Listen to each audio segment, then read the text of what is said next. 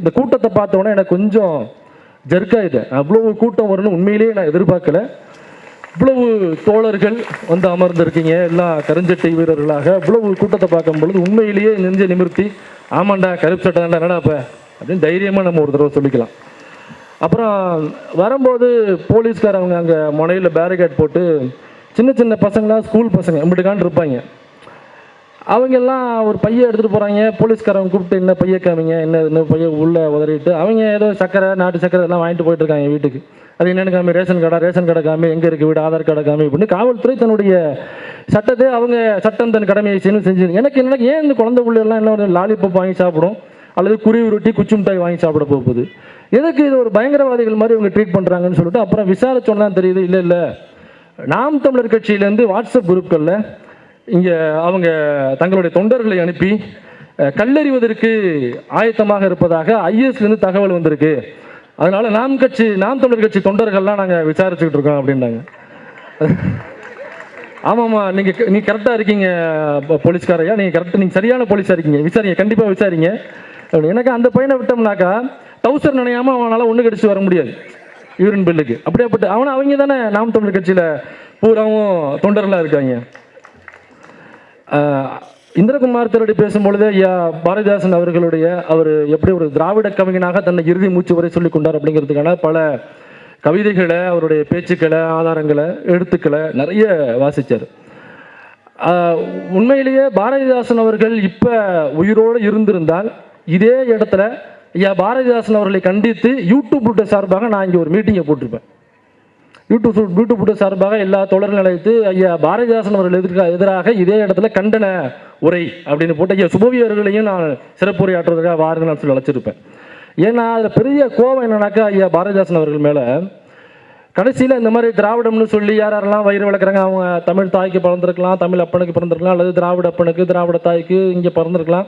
இப்படியாக இருந்து தன்னுடைய வயிறை மட்டும் வளர்ப்பதற்காக ஒருவன் அதை பயன்படுத்தி கொண்டான் என்றால் அவனை நாயுடன் ஒப்பிட்டு நாயை அசிங்கப்படுத்தினார்ல ஐயா பாரதிதாசன் அவர்கள். உண்மையிலேயே அதற்கு வன்மையான கண்டனங்கள். ஆனால் ஐயா பாரதிதாசன் அவர்கள் இப்போ உயிரோடு இருந்திருந்தாருன்னா அந்த நாய்ங்கிற வார்த்தையை எடுத்துட்டு சீமான்னு வச்சிருப்பார். அவனுக்கு பேர் சீமான் இனிமே அப்படின்னு மாற்றிருப்பார். ஐயா அயோத்தாச பண்டிதர் அவர் வந்து நாங்களாம் திராவிடம் அப்படின்னு ஐயா அயோத்தாசர் பண்டிதரை பேசியிருக்காரு. அதன் பேரில் ஒரு பேப்பரும் கூட நடத்தியிருக்காரு. அதனால திராவிடம்னு பேசுகிற எல்லாரையும் நீ மானாவரிக்கு வாயில் வந்தது மாதிரி போதையை போட்டு திட்டுவேன் அப்படின்னாக்கா ஐயா அயோத்தாச பண்டிதன் தான் பேசியிருக்காரு அப்படிங்கிறத ஏற்கனவே இந்திரகுமார் தேரடி ரொம்ப விவரமாக பேசிட்டார். அவரோட சேர்த்து நான் இன்னொரு தலைவரையும் நான் இங்கே பேச விரும்புகிறேன். ஐயா ரெட்டமலை சீனிவாசன் அவர்கள். ரெட்டமலை சீனிவாசன் அவர்கள் ஒருபோதும் ஐயா தந்தை பெரியார் அவர்களுக்கு எதிராக எனக்கு பேசியதாக நினைவில்லை. எங்கேயாவது வேணா விமர்சனமாக இருந்திருக்கலாமே தவிர பெரியாரை எதிர்க்கிறேன், பெரியார் வந்து இந்த தமிழ் மக்களுக்கு எதிரானவர் அப்படின்னு ஒருபோதும் அவர் சொல்லியதாக நான் படித்து எனக்கு நினைவில்லை. ஒருவேளை இருந்தால் தோழர்கள் சொல்லிங்க, அது விமர்சனமாக இருந்திருக்கலாம். எனக்கு தெரிஞ்ச 1932-33 நீடாமங்கலத்தில் ஒரு சம்பவம் நடந்தது. ஒரு சாணிப்பால் சவுக்கடி சம்பவம், ஒரு மிகப்பெரிய ஒரு சம்பவம்.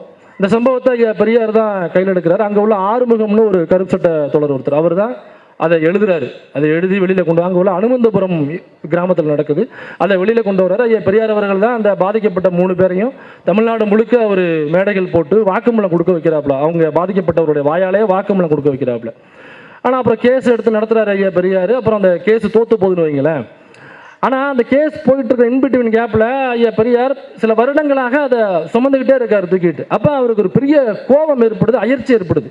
ஏன்னா அது ஒரு பட்டியல் சமூகத்தை சார்ந்த 3 தோழர்கள் பாதிக்கப்பட்டிருக்காங்க, நம்ம இவ்வளோ தூரம் இந்த அமைப்பு போயிட்டுருக்கு. ஆனால் சட்டமன்றத்துக்குள்ளே உட்காந்துருக்கிற பட்டியல் சமூகத்தை சார்ந்த தலைவர்கள் யாருமே பேச மாட்டேங்கிறாங்களே அப்படின்னு ஐயா MC ராஜா அவர்கள் மீதும் ஐயா ரெட்டமலை சீனிவாசன் அவர்கள் மீதும் கடும் கோபத்தில் ஒரு மீட்டிங்லையும் பேசிடுறாப்புல. அதுக்கப்புறம் தான் ஐயா ரெட்டமலை சீனிவாசனுடைய பார்வைக்கு போய் பெரியார்கிட்ட வந்து என்ன ஏதுன்னு கேட்டு அப்புறம் பெரியார் என்ன ஏதுன்னு விளக்கி 3 பேர் சம்மந்தப்பட்டவங்களை அவர்கிட்டையும் பேச வச்சு அதுக்கப்புறமா ஐயா ரெட்டமலை சீனிவாசன் இன்னும் பல தலித் தலைவர்கள் சட்டமன்றத்தில் கேள்வி எழுப்பி அப்போ முதலமைச்சராக இருந்தது நம்ம ராஜகோபாலாச்சாரி தான் முதலமைச்சராக இருந்தது. ஸோ அப்போ ரெட்டமலை சீனிவாசன் அவர்கள் பெரியாருடன் எவ்வளவு இணக்கமாக இருந்திருக்கிறார் அப்படிங்கிறதுக்கான ஒரு எக்ஸாம்பிளை தான் நான் அதை சொல்ல விரும்புகிறேன். அப்போ நீ பெரியாரை ஆதரிக்கிற எல்லோரையும் நான் மானாவரியாக போதை போட்டு திட்டோம்னாக்கா ஐயா ரெட்டமலை சீனிவாசனை போதை போட்டு திட்டு பார்ப்போம். வா இங்கே தான் இருப்பேன், ஏதோ காரில் வர்றேன், பிளைனில் வர்றேன்லாம் வர பேசிகிட்டு இருக்கேன். உனக்காக நாங்கள் இங்கேயே காத்திருக்கிறோம், நீ எப்போது வேணாலும் வரலாம். ரஜினியை போய் பார்த்ததையும் சொன்னாங்க. இப்படிலாம் பேசிட்டு ரஜினி அரசியலுக்கு வந்தாக்க நான் தூக்கி போட்டு மிதிப்பேன். இனிமேல் அடிக்கிற அடியில் இந்த விஜயனா கமலஹாசனை அடிக்கிற அடியில் இனிமேல் எவனுக்குமே கட்சி ஆரம்பிக்கணுங்கிற ஆசை வரக்கூடாது. நீங்கள் எதிர்த்தாப்புல ஒரு பத்திரிகையாளர் கேள்வி கேட்டாப்புல, ஐயா விஜய் வந்தாலும் எவன் வந்தாலும் சரி அப்படின்ட்டு அடுத்த 2 வருஷத்துள்ள கபால்னு விஜய் காலில் போய் விழுந்தவர் தான் நம்மால். அப்போ ரஜினியை போய் பார்த்து சக தோழன் சங்கினாக்க சக நண்பன் அப்படின்னு பேசும்பொழுது தட்டி கொடுத்தாரு அப்படின்லாம் சொன்னாலுங்களா, அது ரஜினி தட்டி கொடுக்கல இந்திரகுமார், தடவி பார்த்துருக்காப்புல சீமான. என்னடா இவன் நம்மளை விட நம்ம உருவாக்கின கேரக்டர் நம்மளையே ஓவர் டேக் பண்ணி போயிட்டு இருக்கு. குருமூர்த்தியை விட ஆவேசமா பார்ப்பனருடைய அடிமையாக ஒருத்தன் பேசிட்டு இருக்கான இங்க.